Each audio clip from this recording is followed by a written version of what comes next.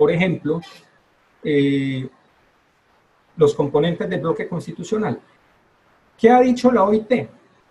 La OIT, en un informe preliminar que realizó en torno a la pandemia mundial el 18 de marzo, un documento que llamó COVID-19 y el mundo del trabajo, consecuencias y respuestas, señaló en el documento las medidas urgentes sobre las cuales debe basarse todos los miembros o todos los estados miembros para poder conjurar o mitigar la crisis económica y sobre todo pues la crisis que conlleva la afectación de relaciones laborales. Y decretó estas medidas urgentes casi que como una recomendación que debe ser adoptada por los estados. Y señaló aquí que estas medidas se fundamentan en 3 pilares fundamentales. El primero de ellos, el que tiene que ver con la protección de los trabajadores en el lugar de trabajo.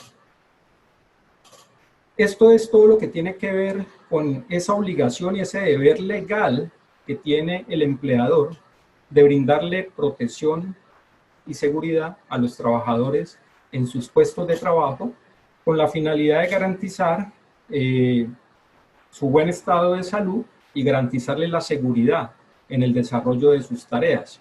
Entonces, esa protección a la que se refiere en este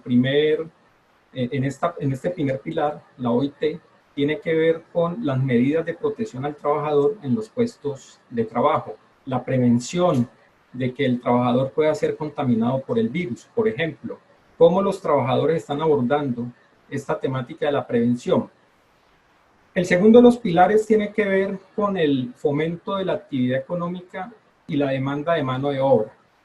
Entonces, aquí encontramos que se deben adoptar medidas tendientes a la promoción de una política fiscal eficaz, a la aplicación de políticas monetarias flexibles, al apoyo financiero y a la concesión de préstamos a sectores específicos, ¿sí?, donde se pueda de alguna manera mitigar lo que está pasando.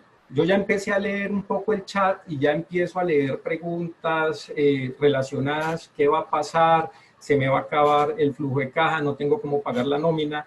Nosotros en este momento estamos en una incertidumbre total con relación a la pandemia.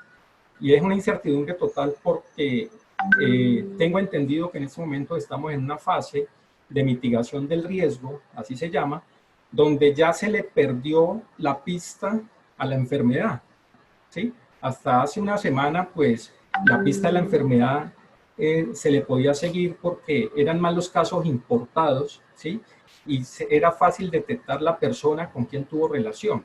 En este momento están llegando a los centros hospitalarios o se están detectando personas contagiadas ya de manera local, donde ya se le ha perdido un poco la pista a la epidemia. Entonces, es posible que la situación se prolongue, es posible que estemos en un confinamiento un poco más allá de lo que ya se declaró. Pues, ¿qué hay que hacer? Pues mirar cómo prepararse para esto y no podemos nosotros empezar a preocuparnos desde la base, ¿sí?, como empleadores y trabajadores, sino al contrario, quien tiene que estar preocupado en este momento pues, es el gobierno nacional, que es el que debe determinar esas políticas, ¿sí?, económicas, cuál es el salvavidas que le va a tirar entonces a las empresas para que las empresas puedan lidiar con esta situación. Aquí no se trata de terminar contratos de trabajo, de solicitarle al Ministerio del Trabajo que autorice despidos colectivos o que autorice suspensión de contratos de trabajo. No, al contrario, el trabajo tiene un principio de dignidad humana que debe prevalecer siempre. La dignidad humana del trabajador, de la persona, debe prevalecer siempre. Y dentro de las relaciones laborales, aquí hay una relación que es bidireccional, es tanto la empresa como el trabajador. El uno necesita del otro y entonces lo que debe haber es una política, digamos, un poco más robusta desde el punto de vista económico para que las empresas puedan de alguna manera lidiar con esta situación. Y el tercer pilar que propone la OIT es el apoyo al empleo y al mantenimiento de los ingresos. Entonces aquí ya se está refiriendo prácticamente al trabajador. Ampliar la cobertura en la protección social para la población trabajadora. Esto tiene que ver más que todo con los subsidios, como un mecanismo de protección social, por ejemplo, al desempleo, a la persona que está en este momento cesante porque su contrato de trabajo terminó por X o Y circunstancia, diferente, pues que tenga un origen diferente al de la pandemia.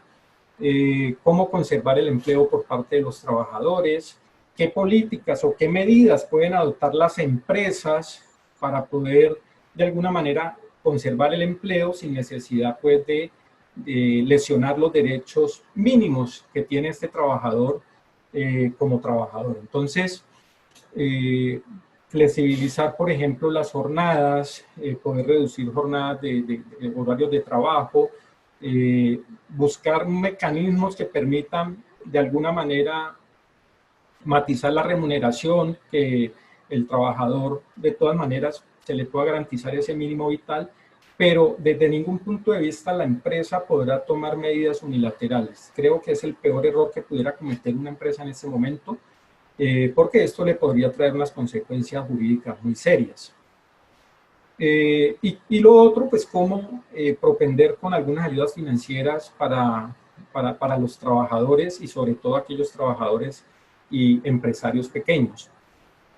Bueno, digamos que en esos tres pilares es que la OIT ha fincado la recomendación a los estados parte.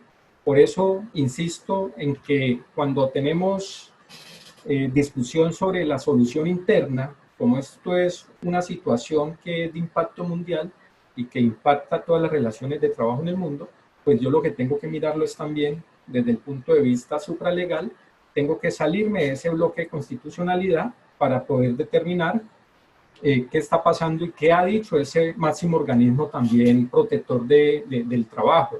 Ojo, desde el punto de vista de la empresa y desde el punto de vista del trabajador.